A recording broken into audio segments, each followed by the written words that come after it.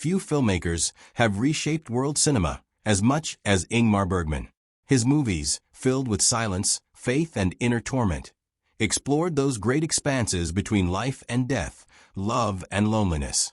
By the time of his death, in 2007, Bergman had become synonymous with the language of introspection. But behind the stern image of the Swedish auteur was a passionate moviegoer, a man who filled notebooks with thoughts about films that touched him deeply.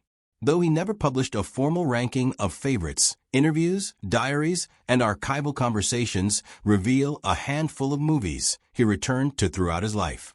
These weren't chosen for prestige or fashion. They were films that pierced his soul, reflecting his fascination with morality, spirituality, and human frailty. From the visionary mysticism of Tarkovsky to the tragic poetry of Fellini, from Kurosawa's moral puzzles to Wilder's sharp dissection of fame, Bergman's favorites trace a map of cinema's conscience. We explore herein 6 films that Bergman holds most dear, a journey across continents, decades, and emotions. Each is a mirror not only to the genius of its director, but to the restless spirit of Bergman himself. Number 6. Sunset Boulevard, 1950, Billy Wilder. When Ingmar Bergman was praising American cinema late in his life, he wasn't speaking in generalities. He was remembering the films that had shaped his sense of storytelling and rhythm. Chief among them, no doubt, was Billy Wilder's Sunset Boulevard, the 1950 film noir that tore apart Hollywood's own illusions. Bergman may have spent most of his career on an isolated Swedish island, but he carried a quiet admiration for Hollywood craftsmanship. "The American way of making movies," he once said, "is very vital and stimulating. I've learned a great deal from it." That vitality found its purest expression, for him, in Wilder's acidic masterpiece. The film opens with a dead man floating face down in a swimming pool, the corpse narrating its own story, flashing back to the chain of vanity and delusion that led to his death. Joe Gillis, a down-on-his-luck screenwriter, hides his car in the garage of a decaying mansion on Sunset Boulevard and meets Norma Desmond, a silent film queen who never accepted that the world had moved on. She lives surrounded by faded photographs and her pet chimpanzee's coffin, worshipped only by her butler Max, himself a relic of her glory days. When Norma hires Joe to polish her script, he trades independence for comfort, descending into a gilded cage. Their relationship spirals into obsession, jealousy, and finally murder. Bergman never wrote an essay about Sunset Boulevard, but its fingerprints are all over his work. He admired Wilder's precision, the way every scene balanced irony and compassion, cruelty and pity. "American filmmakers," Bergman told an interviewer, "taught me clarity. They know how to tell a story." Wilder's film embodies that clarity: stark lighting, meticulous blocking, bold narration that turns cynicism into poetry. Bergman's own Scenes from a Marriage would later echo this blend of theatrical intimacy and emotional exposure. He was fascinated, too, by what Sunset Boulevard said about aging and delusion.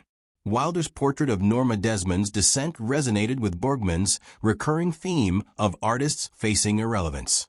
Like Desmond, Bergman's characters often confront the collapse of identity: the actress in Persona, the priest in Winter Light, the writer in Hour of the Wolf. To Bergman, Sunset Boulevard wasn't just satire. It was tragedy masquerading as comedy. "Behind laughter," he once said, "there is fear."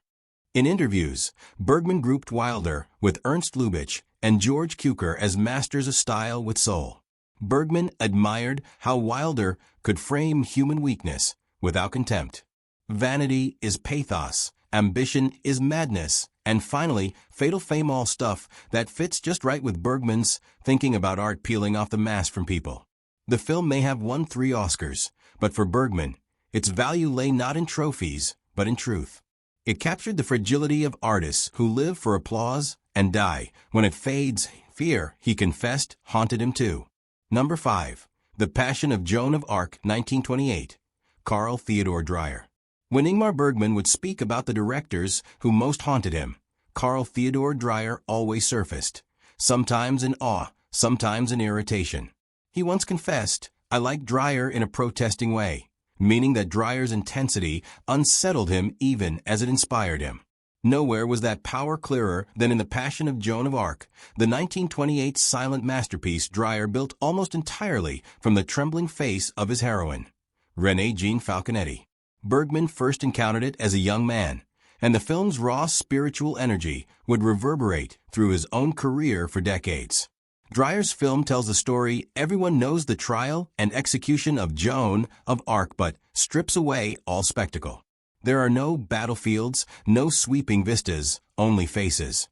Joan's face, pale and luminous, fills the screen as she's interrogated by a chorus of clergymen whose features twist between piety and cruelty. The film unfolds almost in real time as Joan is bullied, tricked, and condemned, culminating in her immolation at the stake. Every shot feels carved from anguish. Dreyer's camera hovers close enough to catch tears clinging to eyelashes, pores glistening with sweat. For Bergman, this was cinema as spiritual surgery cutting directly into the human soul. In later interviews, Bergman admitted that he both admired and resisted Dreyer's aesthetic perfection. Some of his pictures, he said, infected me. He meant it quite literally. Dreyer's obsession with suffering and salvation infected Bergman's own vision of faith. Without Dreyer, there might be no The Seventh Seal or Winter Light, films that also reduce vast theological questions to intimate human expressions. Bergman once compared Dreyer to a priest conducting a ceremony, with the audience willingly or not becoming his congregation. The aesthetic influence ran deep. Dreyer's use of stark white sets, absence of makeup, and emphasis on light reflecting off faces shaped Bergman's later collaboration with cinematographer Sven Nykvist. When Bergman began filming close-ups that seemed to trap his actors' souls in the lens, Liv Ullmann's silent gaze and persona, Ingrid Thulin's tearful monologue in cries and whispers, he was echoing Dreyer's visual grammar. After seeing Joan of Arc, Bergman confessed, I realized what a face could express when stripped of everything else. Bergman also felt an affinity with Dreyer's readiness to confront the divine through doubt. The Passion of Joan of Arc is not about faith rewarded, but faith tested to breaking. Joan's isolation inside her cell reflects the spiritual loneliness that Bergman's characters would later suffer. The priest who can't feel God's presence, the knight confronting the silence of death. If Dreyer found transcendence in martyrdom, Bergman finds uncertainty. And yet both filmmakers saw doubt as the crucible of belief. By the time Bergman returned to the film late in his own life, he called it unbearably pure. It terrified him because it showed cinema's ultimate possibility, to strip away everything until only the truth remained. Dreyer's unflinching empathy, allied to Falconetti's near-mythic performance, gave Bergman the conviction that acting could attain the sacred.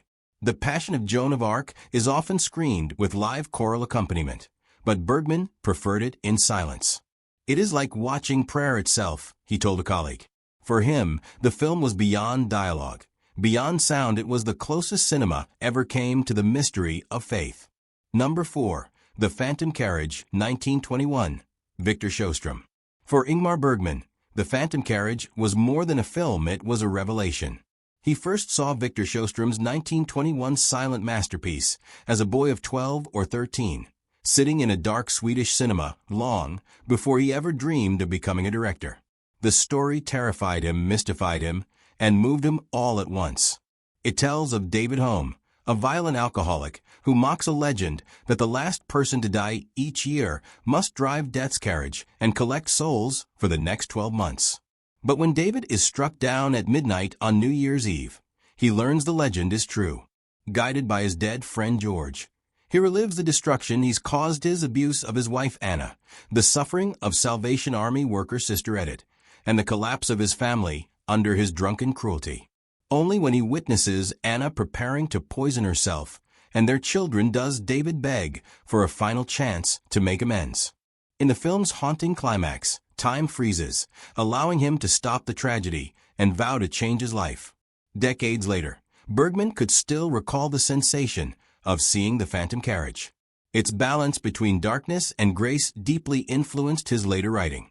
In Wild Strawberries, The Seventh Seal, and Fanny and Alexander, characters confront guilt and mortality in ways that echo David Home's haunting journey. Even Bergman's recurring theme of the silent God, a deity who watches but does not intervene, has roots in Sjöström's ghostly carriage driver, who enforces divine justice without words. When Bergman finally became Sweden's most famous filmmaker, he returned the favor. In 1957, he cast Victor Sjöström, then 78 years old, as the lead in Wild Strawberries. The role of the aging professor confronting his past was, in Bergman's eyes, a tribute to the man who had given him his cinematic awakening. On set, Bergman treated him with reverence, later calling him the father of Swedish cinema. In Bergman's personal office, a framed still from the Phantom Carriage hung on the wall for decades, a constant reminder of the movie that opened his eyes to the power of film. He believed Sjöström's fusion of realism and the supernatural proved that art could bridge the physical and metaphysical worlds. At the end of his life, Bergman still spoke of the Phantom Carriage with undimmed awe. "It's not about ghosts," he said softly. "It's about the soul." Number 3. Rashomon 1950. Akira Kurosawa. The first time Ingmar Bergman saw Rashomon, he knew he was witnessing a turning point in film history. Akira Kurosawa's 1950 masterpiece didn't just change Japanese cinema. It changed the way the world thought about truth. For Bergman, who spent his career exploring the blurry line between illusion and reality, Rashomon was a revelation. He once called Kurosawa a filmmaker who never repeated himself, in all the way he could reinvent his voice without losing integrity. Set in 12th century Japan, Rashomon opens in a downpour at a ruined gate, where three men, a woodcutter, a priest, and a cynical commoner seek shelter from a storm. They relate the story of a shocking crime. A samurai has been found dead, and his wife assaulted. What follows are four conflicting testimonies from the bandit Tajimaru, from the wife, from the dead samurai, through a medium, and finally from the woodcutter himself. Each version contradicts the others, revealing how pride, shame, and ego distort memory. The truth becomes unknowable. For Bergman, this was a revolutionary narrative structure, one story told from multiple, contradictory perspectives. Rashomon, he said, showed that cinema could be subjective, that every image could be a point of view. That idea echoed through Bergman's own work. In the fractured identities and unreliable memories that permeate persona and cries and whispers, one finds direct reflections of Kurosawa's influence. Both directors were obsessed with human perception, what we see, what we hide, and what we choose to believe. Beyond structure, Bergman admired emotional depth in Kurosawa's direction. He loved the way the Japanese master balanced philosophy with visceral energy. The dazzling sunlight through the forest canopy, the shifting camera angles, and the bold editing rhythm gave the film a hallucinatory intensity. "He paints with movement," Bergman once said. "Each frame breathes with life, even when it tells of death." Kurosawa's cinematographer, Kazuo Miyazawa, used shafts of light and shadow not as decoration, but as metaphors for truth itself, a technique Bergman would later echo with his own cinematographer, Sven Nykvist. Thematically, Rashomon spoke to Bergman's spiritual skepticism. Kurosawa's film indicated that morality and truth are fluid, molded by perspective. Bergman often tackled similar ground. Priests losing faith, lovers entangled in a web of lies, artists blinded by ego. "The human being," Bergman said, "is the greatest mystery. We live behind our own masks."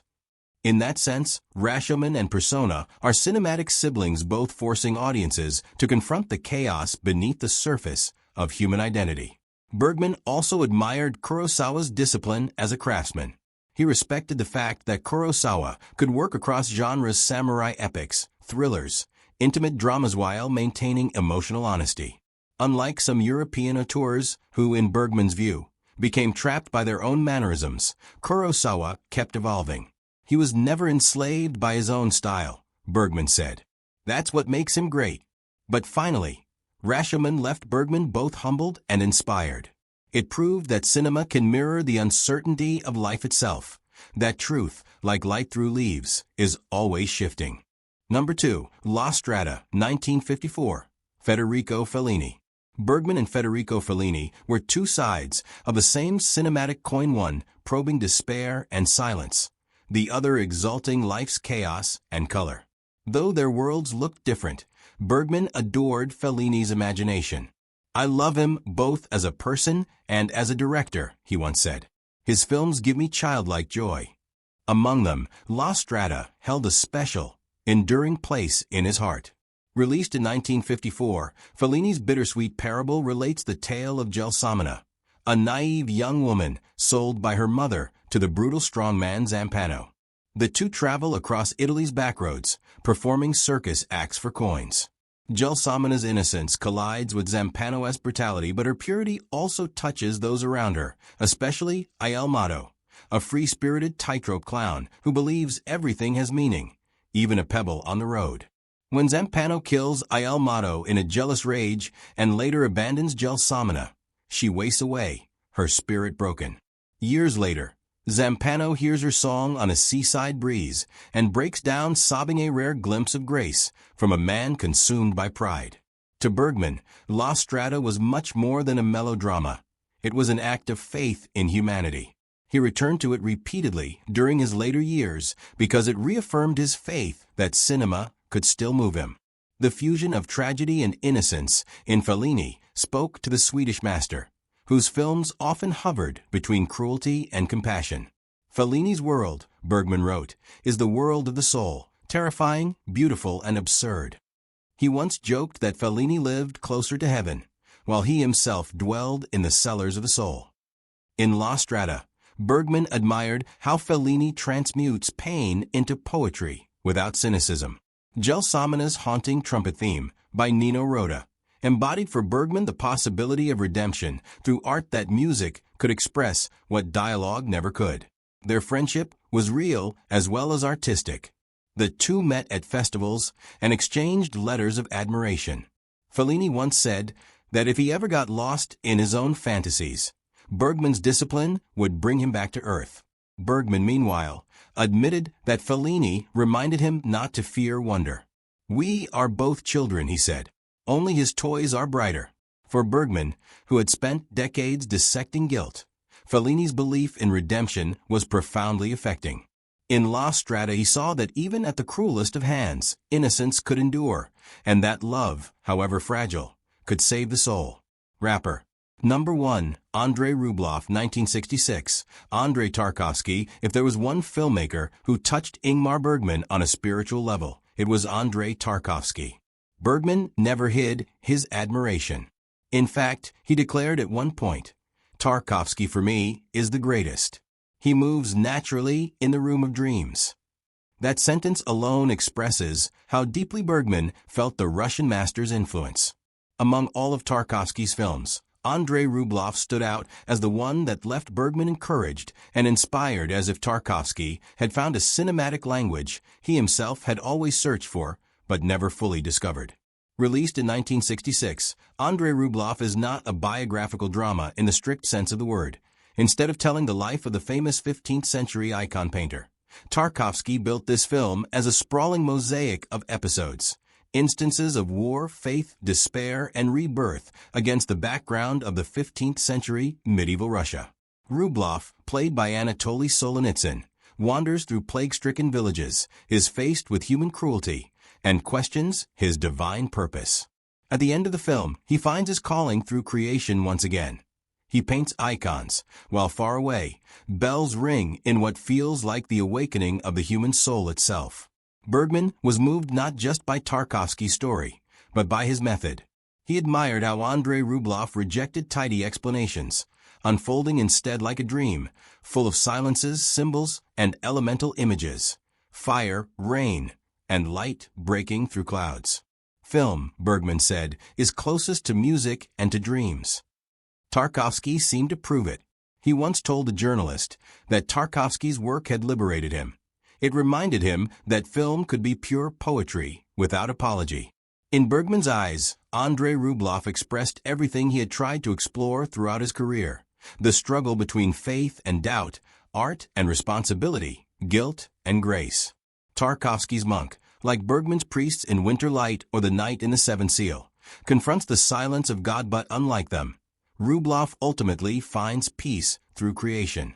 Tarkovsky gives me faith in cinema again, Bergman confessed.